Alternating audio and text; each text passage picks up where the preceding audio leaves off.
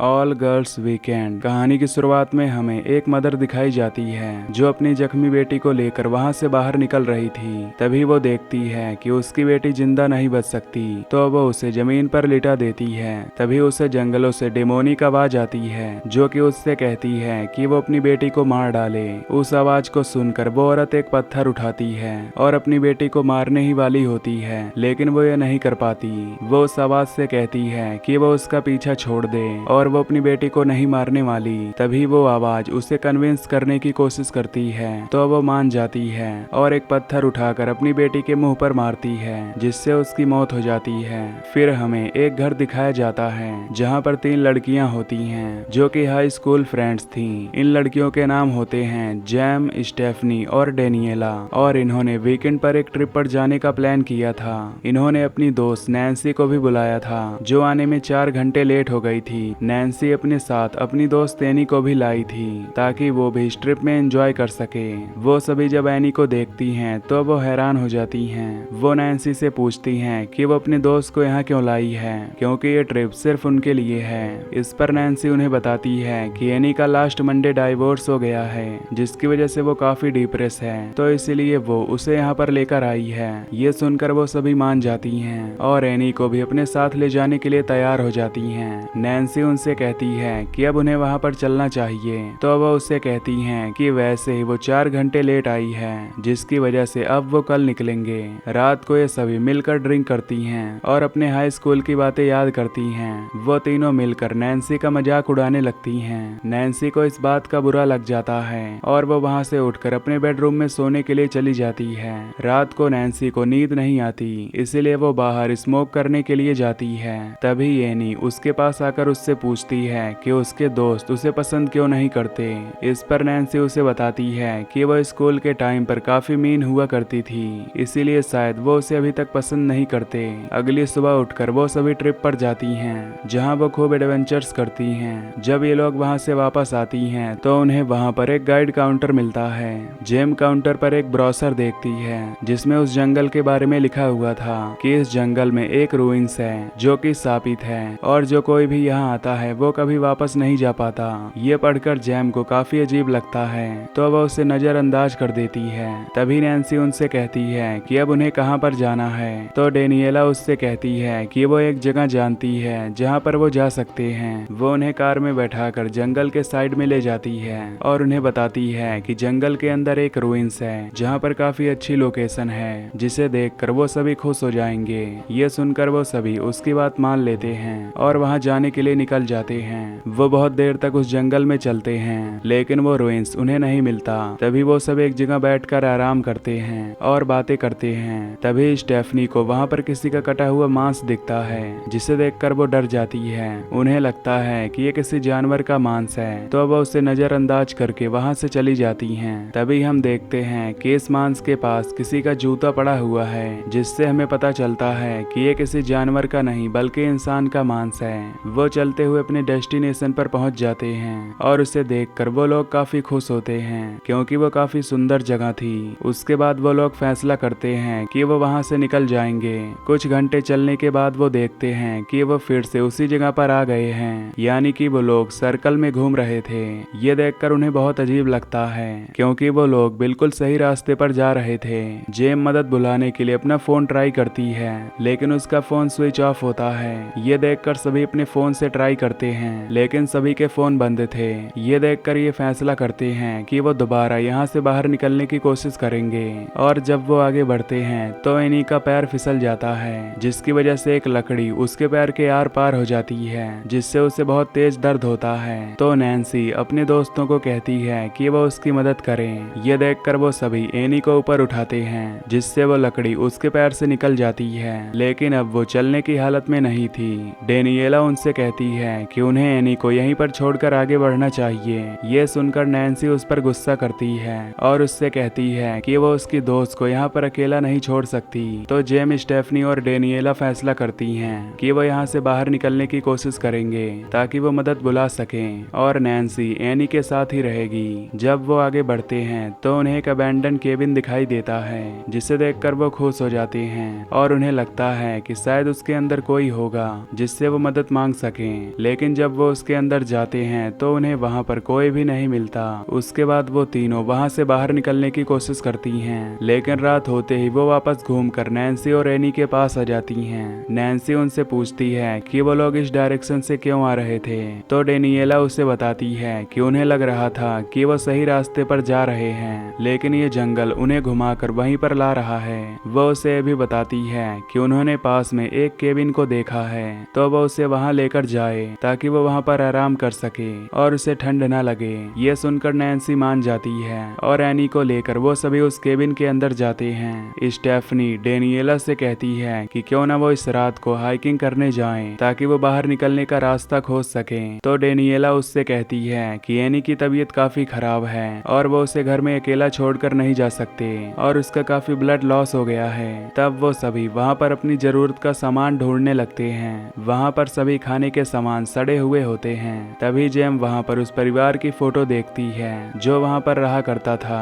Nancy उनसे कहती है कि वो उन सड़े खाने को ही खाएगी क्योंकि उसे बहुत तेज भूख लगी है। फिर वो सभी मिलकर पीनट बटर खाती हैं, जिससे उनकी भूख थोड़ी सी मिट जाती है। स्टेफनी उनसे कहती है कि यहाँ पर रहने वाली फैमिली के साथ ऐसा क्या हुआ था जो वो सारा सामान घर में ही भूल गए। ये सुनकर जैम उसे बताती है कि ये जंगल शापित है और उसने इस ब्रोशर में पढ़ा है, तो शायद इस जंगल ने उन्हें मार डाला हो। वो ये भी बताती है कि यहाँ पर एक ओल्ड मिल है जहाँ पुराने जमाने में बहुत सारी बुरी चीजें हुई थी। उस मिल की वजह से पानी पोल्यूटेड हो गया था, जिसकी वजह से पशु पक्षी और इंसान मरने लगे थे। लेकिन अचानक मिल में आग लग गई और सभी उसके अंदर जलकर मर गए और ये सारा एक्सीडेंट इसी फॉरेस्ट में हुआ था, जिसकी वजह से यहाँ पर एक कर्स फैल गया जिससे जो कोई भी वहाँ आता है वो कभी वापस नहीं जा पाता। तभी जेम को अपने हाथ में खुजली होने लगती है और वो देखती है कि उसके हाथ में दाग पड़ गए हैं। उसकी दोस्त उससे पूछती है कि उसे क्या हो रहा है, तो वो बताती है कि वो अभी जंगल में पी करने गई थी और उसने पत्ते से अपनी सफाई की थी। ये सुनकर वो सभी हैरान हो जाती हैं और उसे कहती हैं कि उसे इन्फेक्शन हो गया है। तभी नैन्सी उसे एक पुराना स्प्रे देती है जिसे मारकर उसे काफी रिलीफ मिलता है। अगली सुबह वो सभी उठती हैं तो वो डिसाइड करती हैं कि वो एनी को यहीं पर छोड़ देंगे ताकि वो यहाँ पर सेफ रह सके और वो चारों बाहर जाएंगे। यहाँ से बाहर निकलने का रास्ता ढूंढने के लिए वो सभी वहाँ से आगे बढ़ती हैं और घंटों तक चलती हैं, लेकिन फिर से वो वापस उसी जगह पर आ जाती हैं। ये देख नैन्सी को बहुत गुस्सा आता है और वो उनसे कहती है कि वो यहाँ से कभी बाहर नहीं निकल सकते।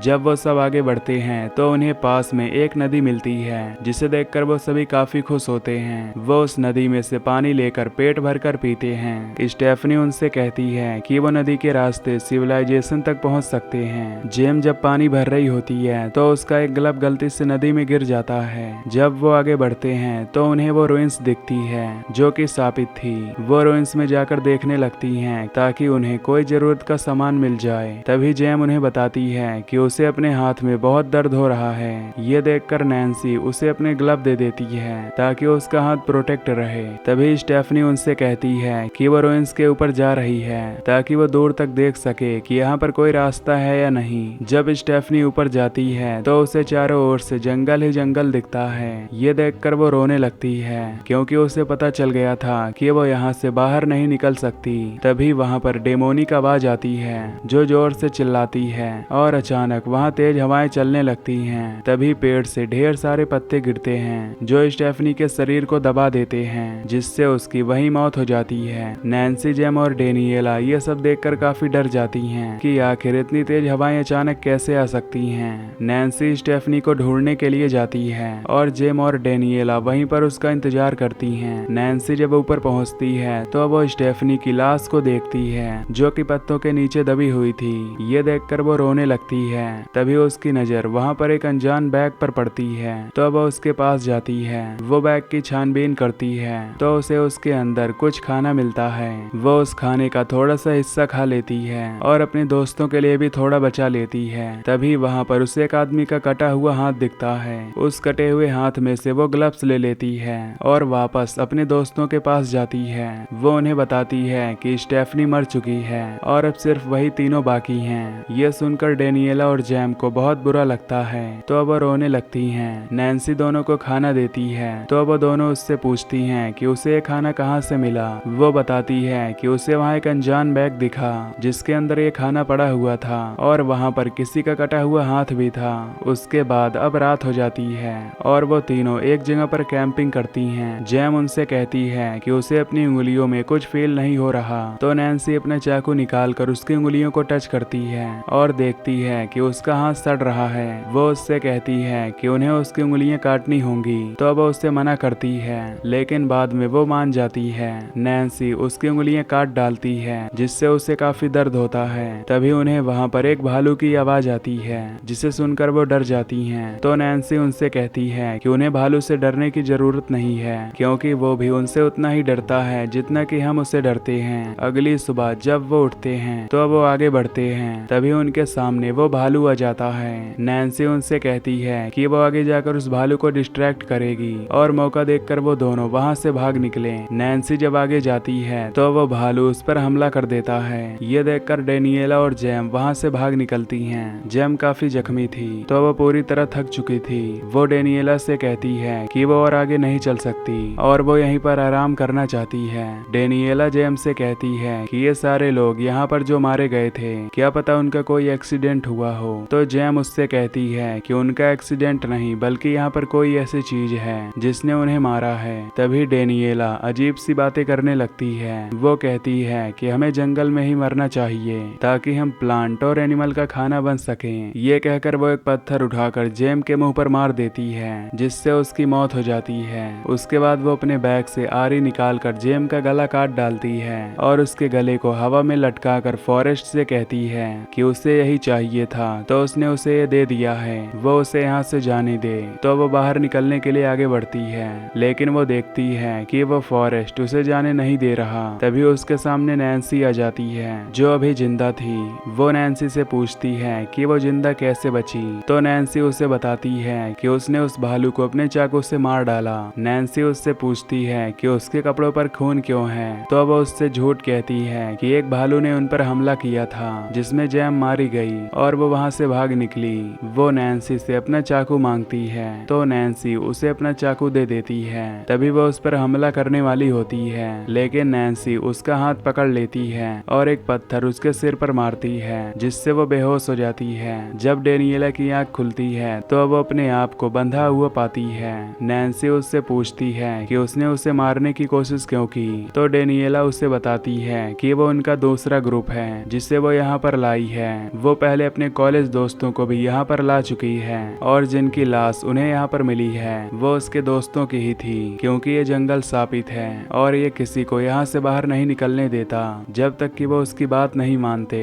इसीलिए उसने इस जंगल से वादा किया था कि वो और भी लोगों को यहाँ पर लाती रहेगी, ताकि वो उन्हें मारकर अपनी प्यास बुझा सके। इसीलिए उस जंगल ने उसे यहाँ से जाने दिया। डेनियला सब सच उगल देती है, तो उस जंगल को उस पर काफी गुस्सा आता है। तभी एक शक्ति उसके शरीर को खींचने लगती है, जिससे उसका शरीर कट जाता है और उसकी वहीं पर मौत हो जाती है। ये देखकर नैन्सी वहाँ से भागने लगती है। तभी उसे अपनी कार दिखती है, यानी वो जंगल से बाहर निकल चुकी थी। तभी उसे वो डेमोनिक आवाज आती है, जो उससे कहती है कि वो भी लोगों को यहाँ पर लाए। ये सुनकर नैन्सी एकदम हिप्नोटाइज हो जाती है और उससे कहती है कि वो लोगों को यहाँ पर लाएगी, और यहीं पर ये मूवी खत्म हो जाती है। तो दोस्तों, अगर आपको ये एक्सप्लेनेशन पसंद आई हो तो वीडियो को लाइक और चैनल को सब्सक्राइब कर दीजिए। Till then take care, love you, bye bye.